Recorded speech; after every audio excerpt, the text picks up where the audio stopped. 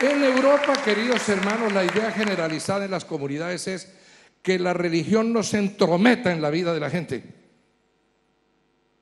Pero adoran a Obama, presidente de los Estados Unidos. Lo que voy a decir no lo tome a mal. Sé que hay muchas opiniones divididas sobre el personaje. ¿Qué pasa con él? El análisis es sencillo. La gente se preocupa por sus orígenes. Es hijo de un keniano musulmán y una señora agnóstica de la generación de los hippies, que andaba con mochila y chupaba droga en las calles. Después su madre se separa de su padre en Hawái y se va a vivir con quien finalmente es su segundo esposo en Indonesia. Para que su hijo tuviera algo que ver con Occidente, lo matricula en un colegio de jesuitas. Observe bien todo lo que pasa con el presidente de Estados Unidos. Cuando viene ya a su país de origen o donde ha nacido, en la universidad conoce a una señora que se llama Michelle. Y Michelle es hija de unos bautistas integrales. Su padre es el obrero que todas las mañanas se levanta en el conjunto a recoger las basuras para enviarlas, a tiempo que ella se pone su uniforme para ir al colegio. Se destacó siempre como una mujer inteligente. Y cuando conoce en la universidad al joven, brillante Obama, quien se enamora de ella, le dice: usted no me toca un dedo mientras no va a la iglesia. Eso confesado por él mismo. Y la llevó a su iglesia bautista, donde él hizo una confesión pública de fe, se bautizó y realizó trabajo comunitario. Muchos dicen: eso es una farsa. Es probable. Hay muchos farsantes en el evangelio, pero nosotros tenemos que trabajar por evidencias. El problema con su iglesia, ¿cuál es? Que Jeremiah Wright, su pastor, dijo alguna vez que Dios maldiga a los Estados Unidos. Y entonces él se defiende diciendo: ¿y los profetas no decían que Dios maldiga a Israel por las injusticias? El problema del pastor Jeremiah Wright es que no pertenece sino a la ortodoxia cristiana, pero sociológicamente montó una iglesia negra antiblanca para responder al cristianismo blanco antinegro que hubo durante mucho tiempo en los Estados Unidos. El problema de Wright no es teológico, sino sociológico. Bueno, y entonces, ¿en qué paran las cosas con el personaje? Obama llega a la Casa Blanca y le voy a decir algo que me impactó. El respetado amigo Philip Yancey, que ya mencioné, comenta en uno de sus libros que el día en que asesinaron a Martin Luther King, en su iglesia de Atlanta, el pastor organizó una vigilia de agradecimiento a Dios porque había muerto el primer enemigo de los Estados Unidos de América. En ese tiempo Philip Yancey era un niño y no ha podido borrar de su memoria el recuerdo de ese triste episodio. Pero pasan los años, el sueño de Martin Luther King de la igualdad se hace realidad tangible. Obama llega a la Casa Blanca, no elegido por los negros, sino elegido por los blancos, que son la mayoría. Y el día que toma posesión, jura en el nombre de Dios, coloca su mano sobre la Biblia de Abraham Lincoln y la invocación la hace Rick Warren, un pastor de la misma denominación que 40 años atrás había organizado vigilias para celebrar la muerte de King. Si eso no significa nada, yo no entiendo de los asuntos espirituales. Porque todo lo que ocurre en el mundo natural depende de algo que está sucediendo en el mundo espiritual. Y hay que aprender a mirar con los ojos interiores.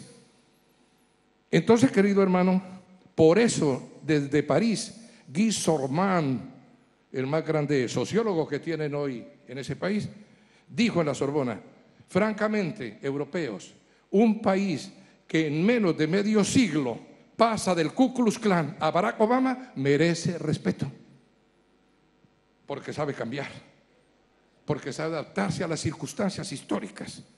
En América Latina, entre tanto, ocurren otras cosas. En Guatemala, el doctor Álvaro Colón, laico cristiano de una reconocida iglesia, es elegido presidente. Eso está muy bien. En el mismo país, hace algunos años, tuvo un fracaso tremendo el doctor José Serrano Elías, a quien respeto mucho, directamente un ministro evangélico. Yo observo, queridos, que hay una diferencia entre un laico político y un político pastor. Repito, hay una diferencia entre un laico político y un político pastor. En Paraguay, y sé que hay muchos paraguayos aquí, los saludo con mucho cariño, un antiguo monseñor católico, situado a la izquierda, llega al poder rodeado de escándalos sexuales, y el comentario general es: eso no importa, es solo su vida personal. Estoy registrando hechos como periodista que soy, porque esto no es un sermón, sino una charla entre amigos, pero entre amigos cristianos.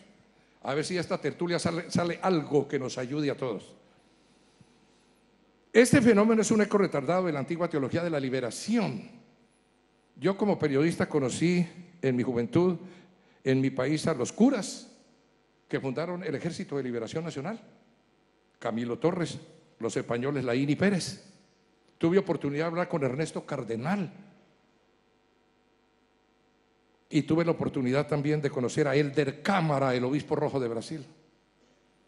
Un humorista de mi patria dijo que estos curas comunistas lo que querían era hacer un cóctel de vodka con agua bendita. O realizar el trabajo de Dios con los métodos del diablo. Bueno, yo sinceramente veo los ministros en la política y no me parece una buena idea, aunque si alguno es llamado, por supuesto que se meta, es un asunto personal. El caso de los Estados Unidos de América es dramático. Tú sabes que cuando Ronald Reagan terminaba su segunda presidencia y no podía ser reelegido, el candidato con más posibilidades de llegar a la Casa Blanca era el doctor Pat Robertson, creador de la cadena cristiana de difusión y del Club 700. Tenía las capacidades, era además descendiente del médico Robertson que vino en el Mayflower, hijo de alguien que fuese presidente del Senado de los Estados Unidos. Las encuestas le daban hasta un 78%, escucha, de posibilidades a Pat. Derrotó en las dos primeras primarias al presidente George Bush padre, que en esa época era vicepresidente y candidato. Pero los televangelistas lo habían apoyado. Y cuando la campaña avanzó, entonces vino el derrumbe por los escándalos de Jimmy Swaggart y de Jim Baker. Y se perdió la posibilidad de que Robertson llegara a la Casa Blanca. Por cierto que algunos hacen la broma de que Rockefeller y algunos de los amigos apoyadores de Robertson se reunieron con él y le dijeron: oye, Pat, teníamos entendido que tú ibas a manejar la religión y nosotros la política y los negocios, pero si te vas a encargar de todo, no te podemos seguir apoyando. Es una broma, claro. El Club 700 sufrió mucho daño por eso, porque los televangelistas con sus escándalos causaron a la sociedad una mácula terrible. La generación de los años 80 fue encuestada también por Gallup en Estados Unidos. El 90% de sus integrantes no creen en Dios. Permítame una anécdota personal. En Colombia tuvimos una constitución nacional que consagraba en su preámbulo: Colombia es un país católico, apostólico y romano, hasta 1991, que vino la reforma constitucional. En esa época ya, por supuesto, estaba yo en el Evangelio. Me pidieron mi nombre para colocarlo como candidato a la Asamblea Nacional Constituyente y les dije que no. Después un partido confesional me pidió que prestara mi nombre como candidato al Congreso y les dije que no. Y finalmente el mismo partido me solicitó colocar mi nombre como candidato a la presidencia. Era solo un relleno porque no había votos para eso, pero colgados de allí saldrían algunos representantes y senadores y les dije que no.